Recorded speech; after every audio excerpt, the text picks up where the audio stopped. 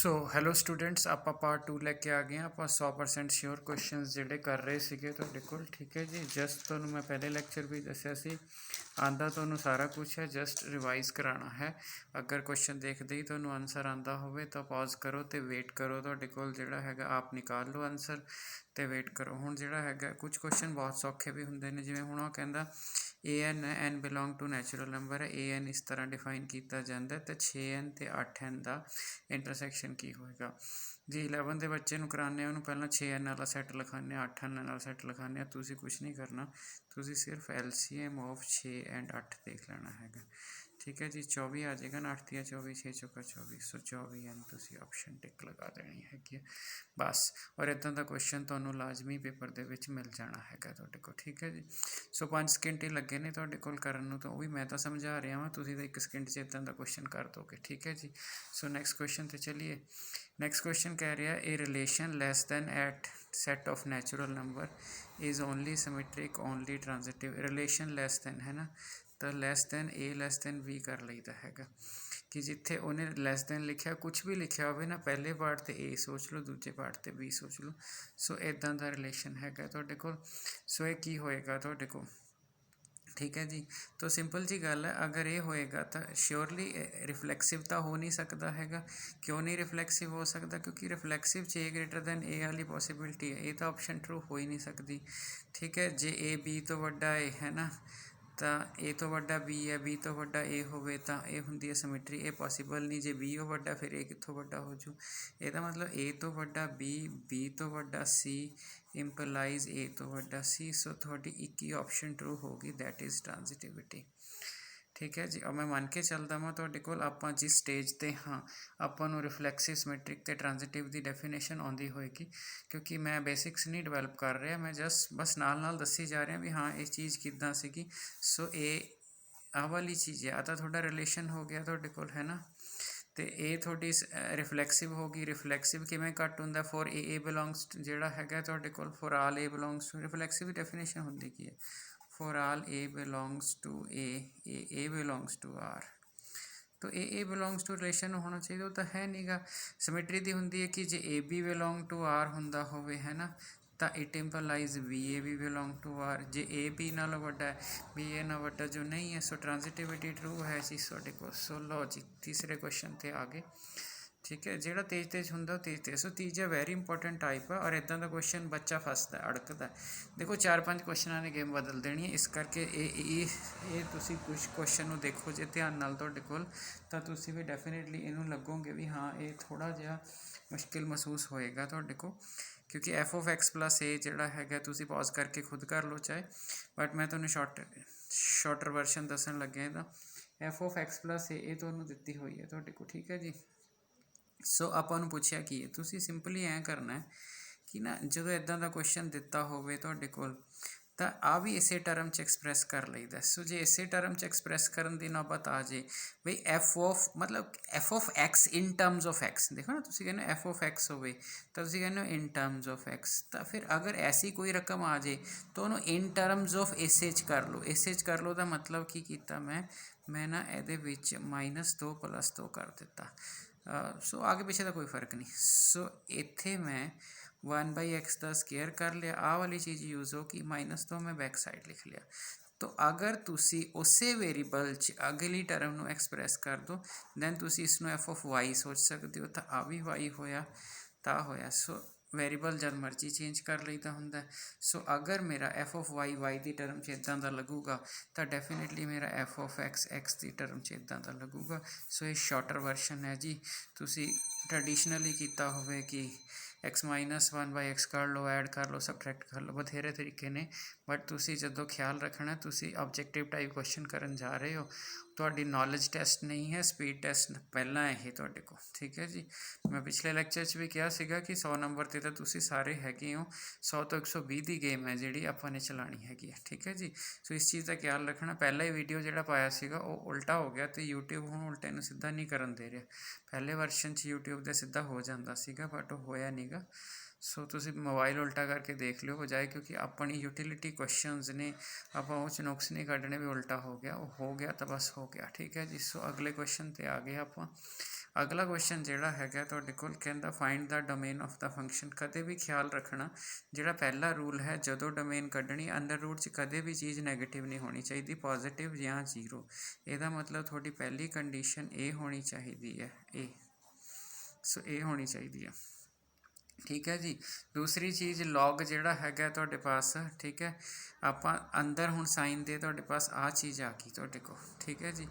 ਸੋ ਅੰਦਰ ਆਪਣੇ ਕੋਲ ਲੌਗ ਆ ਗਿਆ ਤੁਹਾਡੇ ਕੋਲ ਜਿਹੜਾ ਹੈਗਾ ਏ, ਠੀਕ ਹੈ। ਹੁਣ ਆਪਾਂ ਨੂੰ ਲੌਗ 'ਤੇ ਵੀ ਕੰਡੀਸ਼ਨ ਲਾਣੀ ਪਊਗੀ। ਕਿਹੜੀ ਕੰਡੀਸ਼ਨ ਲੱਗੂਗੀ ਤੁਹਾਡੇ ਪਾਸ, ਠੀਕ ਹੈ, ਉਹ ਵੈਲਿਊ ਜਿਹੜੀ ਹੈਗੀ ਆ ਆਪਾਂ ਇਸ 'ਤੇ ਇੱਕ ਕੰਡੀਸ਼ਨ ਲੱਗੂਗੀ ਤਾਂ ਤੁਹਾਡਾ ਕੁਐਸਚਨ ਸੋਲਵ ਹੋਣਾ ਹੈਗਾ ਤੁਹਾਡੇ ਕੋਲ, ਠੀਕ ਹੈ ਜੀ। ਸੋ ਕੰਡੀਸ਼ਨ ਕੀ ਹੋਣੀ ਚਾਹੀਦੀ ਹੈ ਤੁਹਾਡੇ ਕੋਲ, ਤਾਂ ਸਾਈਨ ਇਨਵਰਸ ਐਕਸ 'ਤੇ ਜੋ ਕੰਡੀਸ਼ਨ ਹੁੰਦੀ ਹੈ, ਸਾਈਨ ਇਨਵਰਸ ਐਕਸ ਵੱਧੋ ਵੱਧ ਕਿੰਨੀ ਵੈਲਿਊ ਲੈ ਸਕਦਾ, -1 ਤੋਂ 1 ਲੈ ਸਕਦਾ, ਪਰ ਕਿਉਂਕਿ ਤੁਸੀਂ ਲੌਗ ਨਹੀਂ ਨੈਗੇਟਿਵ ਲੈ ਸਕਦੇ, ਇਸ ਕਰਕੇ ਤੁਹਾਨੂੰ ਐਵੇਂ ਲਗਾਉਣੀ ਪਊਗੀ ਕੰਡੀਸ਼ਨ, ਠੀਕ ਹੈ ਜੀ। ਸੋ ਇਸ ਚੀਜ਼ ਦਾ ਖਿਆਲ ਰੱਖਣਾ, ਇਸ ਤਰ੍ਹਾਂ ਨਾ ਕਰ ਦੇਣਾ ਕਿ ਲੌਗ ਨੂੰ ਨੈਗੇਟਿਵ 'ਚ ਰੱਖ ਲੈਣਾ ਤੁਹਾਡੇ ਪਾਸ, ਠੀਕ ਹੈ।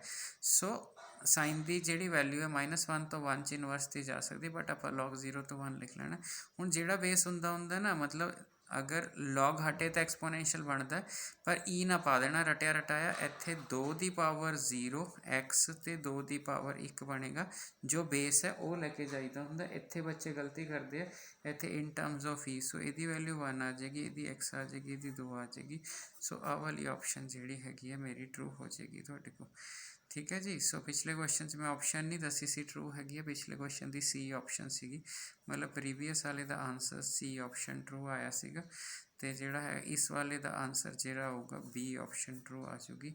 ਸੋ ਇਹ ਸਾਡਾ ਕੁਐਸਚਨ ਹੋ ਗਿਆ। ਤਾਂ ਥੋੜ੍ਹਾ ਜਿਹਾ ਇਸ ਚੀਜ਼ ਦਾ ਖਿਆਲ ਰੱਖਿਓ, ਵਿਚਲੀ ਚੀਜ਼ ਨੈਗੇਟਿਵ, ਠੀਕ ਹੈ। ਸਾਈਨ ਜਿਹੜਾ ਇਨਵਰਸ ਹੈ ਉਹ -1 ਤੋਂ +1 ਦੇ ਵਿੱਚ ਲੈਣਾ, ਐਕਸ ਉਹਦੇ ਅੰਦਰਲਾ, ਬਟ ਲੌਗ 'ਚ ਨੂੰ ਨੈਗੇਟਿਵ ਨਹੀਂ ਲੈਣਾ ਹੈਗਾ, ਠੀਕ ਹੈ। ਤੁਹਾਡੇ ਪਾਸ ਤੇ ਵੈਲਿਊ ਲੌਗ ਦੇ ਅੰਦਰਲੀ ਵੈਲਿਊ ਤਾਂ ਕਦੇ ਵੀ ਨੈਗੇਟਿਵ ਨਹੀਂ ਨਾ ਆ ਸਕਦੀ, ਸੋ ਇਸੇ ਕਰਕੇ ਸਾਰੀਆਂ ਆਪਸ਼ਨਸ ਪੋਜ਼ੀਟਿਵ 'ਚ ਨੇ, ਠੀਕ ਹੋ ਗਿਆ ਜੀ। ਸੋ ਇਹ ਵਾਲੀ ਆਪਸ਼ਨ ਆ ਗਈ, ਤਾਂ ਉਸ ਤੋਂ ਬਾਅਦ ਜਿਹੜਾ ਹੈਗਾ ਤੁਹਾਡੇ ਕੋਲ ਤੁਸੀਂ ਕੁਐਸਚਨ ਦੇਖ ਲਿਆ, ਠੀਕ ਹੈ ਜੀ।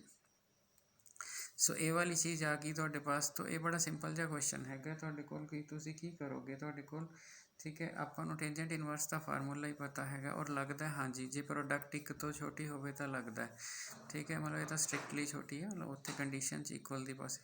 ਸੋ ਟੈਂਜੈਂਟ ਇਨਵਰਸ 1 ਸੋ ਜੇ ਤੁਸੀਂ ਇਹਨੂੰ ਦੇਖੋਗੇ ਇਹ ਬਣੇਗਾ ਟੈਂਜੈਂਟ ਇਨਵਰਸ, ਠੀਕ ਹੈ। 6 LCM ਲੈ ਲਿਆ, 5/6 ਆ ਗਿਆ, ਅਤੇ ਨੀਚੇ ਵੀ 6 - 1 5/6 ਹੀ ਆ ਗਿਆ। ਸੋ ਇਹ ਟੈਂਜੈਂਟ ਇਨਵਰਸ 1 ਆ ਜਾਏਗਾ, ਸੋ ਇਹਦਾ ਆਨਸਰ 5/4 ਆ ਜਾਏਗਾ। ਸੋ ਇਹ ਵਾਲੀ ਆਪਸ਼ਨ ਤੁਹਾਡੀ ਟਰੂ ਆ ਜਾਏਗੀ।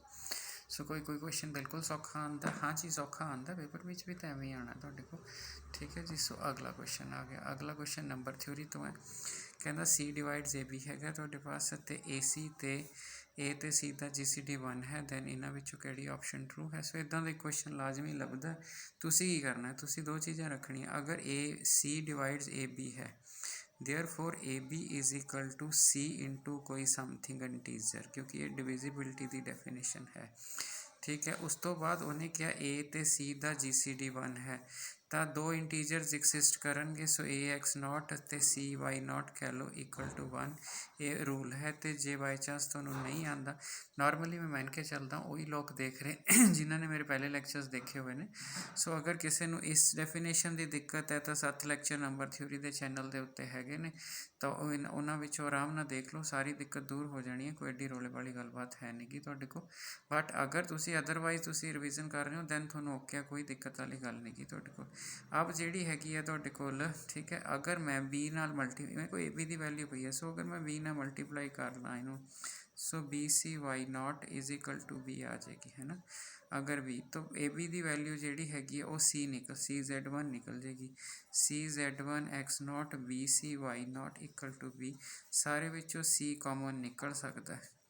सो जे सारे चो, सो ये सब कुछ इंटीजर्स हैं, ठीक है जी।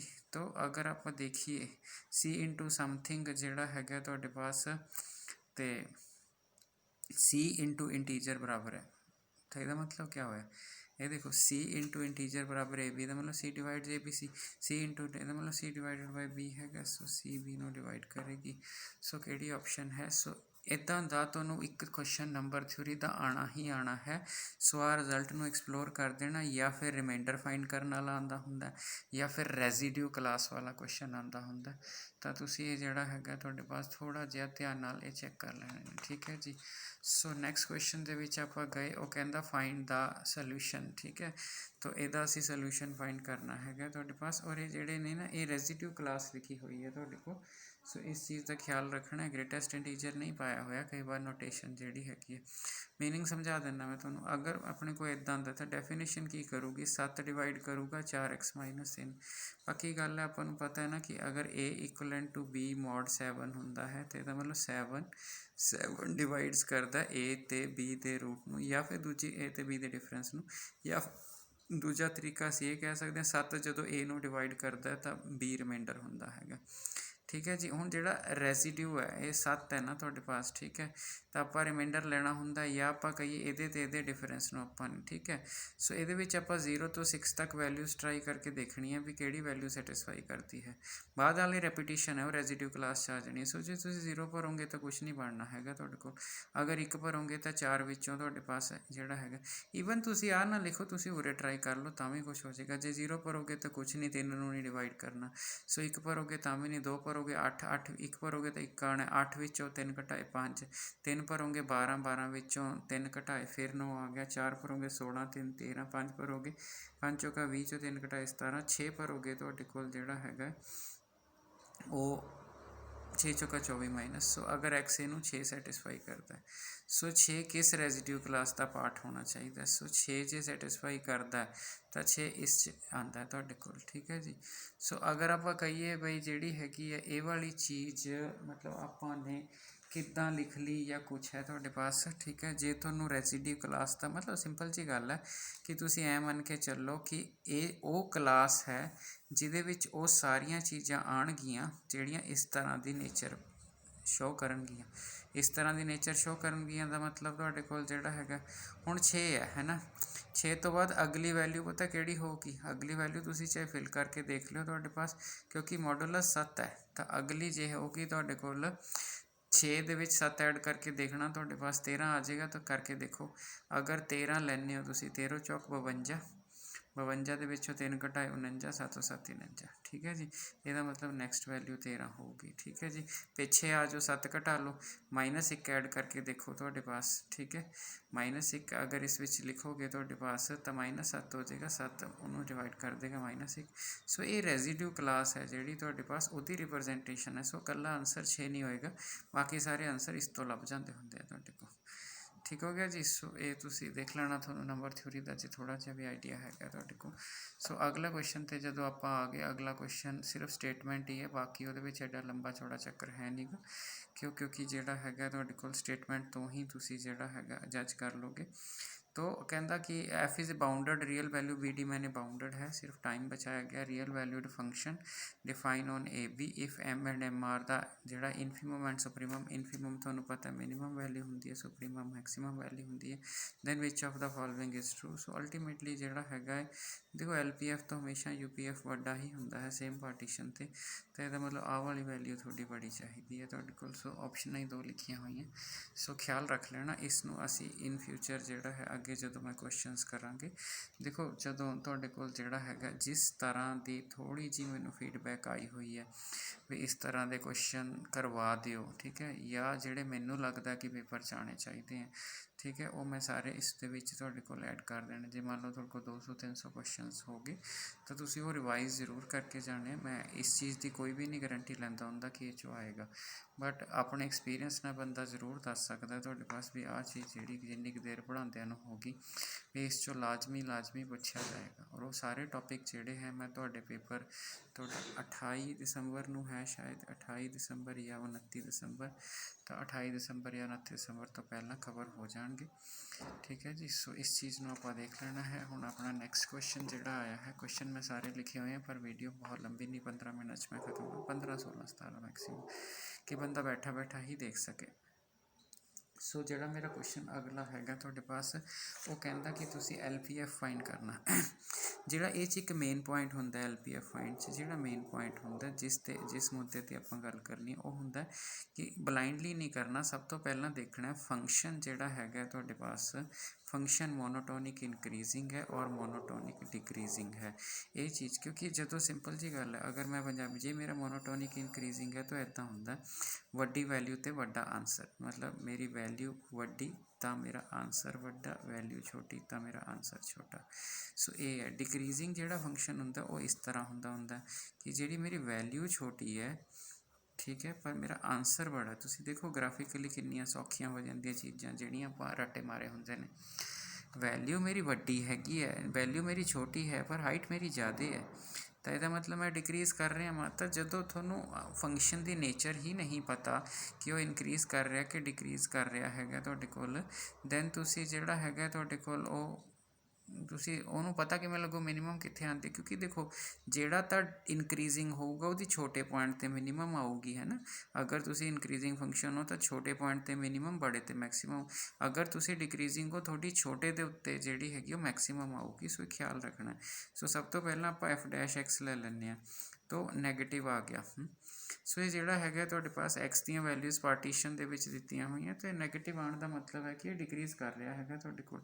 ਜੇ ਡਿਕਰੀਜ਼ ਕਰ ਰਿਹਾ ਹੈਗਾ ਤੁਹਾਡੇ ਕੋਲ ਤਾਂ ਫਿਰ ਇਹਦਾ ਮਤਲਬ ਹੈਗਾ ਹੈ ਵੀ ਮਿਨੀਮਮ ਵੈਲਿਊ ਜਿਹੜੀ ਮੇਰੀ ਹੈ ਉਹ ਵੱਡੇ ਪੁਆਇੰਟ 'ਤੇ ਆਏਗੀ। ਤਾਂ ਪਾਰਟੀਸ਼ਨ ਨੂੰ ਨਾ ਤੋੜ ਲਓ, 1 ਤੋਂ 2 ਪਹਿਲਾ ਸਬ ਇੰਟਰਵਲ ਬਣਾ ਲਓ, 2 ਤੋਂ 3 ਦੂਜਾ ਸਬ ਇੰਟਰਵਲ ਬਣਾ ਲਓ, 3 ਤੋਂ 4 ਤੀਜਾ ਸਬ ਇੰਟਰਵਲ ਬਣਾ ਲਓ। ਇਹਦੀ ਪਾਰਟੀਸ਼ਨ ਹੈ, ਇਹਦੀ ਲੈਂਥ 1 ਆ ਗਈ, ਠੀਕ ਹੈ ਜੀ। ਸੋ ਪਾਰਟੀਸ਼ਨ ਅਸੀਂ ਤੋੜ ਲਈ, ਪਹਿਲਾ ਸਬ ਇੰਟਰਵਲ 1 ਤੋਂ 2, 2 ਤੋਂ 3, ਠੀਕ ਹੈ। ਸਬ ਇੰਟਰਵਲ ਆਪਾਂ ਨੂੰ ਤੋੜਨੇ ਆਉਂਦੇ ਨੇ, ਠੀਕ ਹੈ। ਸੋ ਜਿਸ ਨੂੰ ਆਉਂਦਾ ਹੈ ਉਹ ਬਿਲਕੁਲ ਤੁਸੀਂ ਸਿਰਫ ਲਿਖੋ ਅਤੇ ਜਿਹੜਾ ਹੈਗਾ ਆਨਸਰ ਨਿਕਾਲੋ, ਬਿਲਕੁਲ ਟੈਨਸ਼ਨ ਨਹੀਂ ਲੈਣੀ ਹੈਗੀ ਤੁਹਾਡੇ ਕੋਲ, ਠੀਕ ਹੈ। ਸੋ ਜਿਹੜਾ ਮੇਰਾ LPF ਦਾ ਫਾਰਮੂਲਾ ਹੁੰਦਾ ਉਹ ਹੁੰਦਾ summation MI delta I। Delta I ਦਾ ਮਤਲਬ ਹੁੰਦਾ ਲੈਂਥ, ਜੋ ਕਿ ਆਪਾਂ ਕੁਐਸਚਨ ਦੇ ਵਿੱਚ 1 ਲਈ ਹੈ।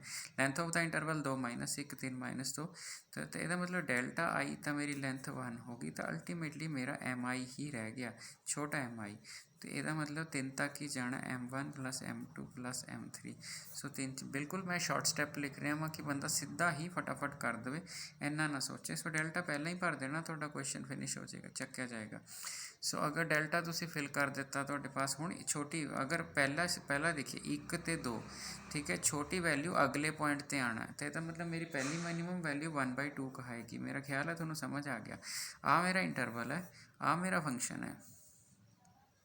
ਸੋ ਫੰਕਸ਼ਨ ਆ ਹੈ ਮੇਰਾ, ਤਾਂ ਇੱਕ ਮੇਰਾ ਇੰਟਰਵਲ ਹੈ, ਇਹ ਮੇਰਾ ਫੰਕਸ਼ਨ ਹੈ। ਮੈਂ ਆਪਣੇ ਆਪ ਨੂੰ ਇਹ ਦੱਸ ਚੁੱਕਾ ਵਾਂ ਕਿ ਫੰਕਸ਼ਨ ਮੇਰਾ ਡਿਕਰੀਜ਼ਿੰਗ ਹੈ, ਤਾਂ ਪਿਛਲੀ ਵੈਲਿਊ 'ਤੇ ਉਹਨੇ ਮਿਨੀਮਮ ਦੇਣੀ ਹੈ, ਕਿਉਂਕਿ ਡਿਕਰੀਜ਼ਿੰਗ ਇਸ ਨੇਚਰ ਦਾ ਹੁੰਦਾ, ਅੱਗੇ ਜਾ ਕੇ ਮਿਨੀਮਮ ਦਿੰਦਾ। ਸੋ 2 'ਤੇ ਮਿਨੀਮਮ ਦਊਗਾ ਤਾਂ 1/2, ਅਗਲੇ ਵਾਲੇ ਨੇ 3 'ਤੇ ਮਿਨੀਮਮ ਦੇਣੀ ਹੈ, 1/3, ਅਗਲੇ ਵਾਲੇ ਨੇ 4 'ਤੇ ਮਿਨੀਮਮ ਦੇਣੀ ਹੈ, 4। ਸੋ ਜਦੋਂ ਤੁਸੀਂ ਇਹਨਾਂ ਨੂੰ ਜੋੜੋਗੇ 12 ਤੁਹਾਡਾ LCM ਆ ਜਾਏਗਾ, ਤਾਂ ਪਹਿਲੇ 'ਚ 6 ਆ ਜਾਏਗਾ, ਅਗਲੇ 4 ਆ ਜਾਏਗਾ, ਅਗਲੇ 3। ਸੋ 13/12 ਤੁਹਾਡਾ ਆਨਸਰ ਆ ਜਾਏਗਾ। ਸੋ 13/12 ਆਪਸ਼ਨ ਹੈਗੀ ਹੈ। ਸੋ 2 ਕੁਐਸਚਨ ਬੁੱਕ 'ਚੋਂ ਪ੍ਰੈਕਟਿਸ ਕਰ ਲਿਓ, ਬਾਕੀ ਨੈਕਸਟ ਲੈਕਚਰ 'ਚ ਕਰਦੇ ਹਾਂ। Thank you.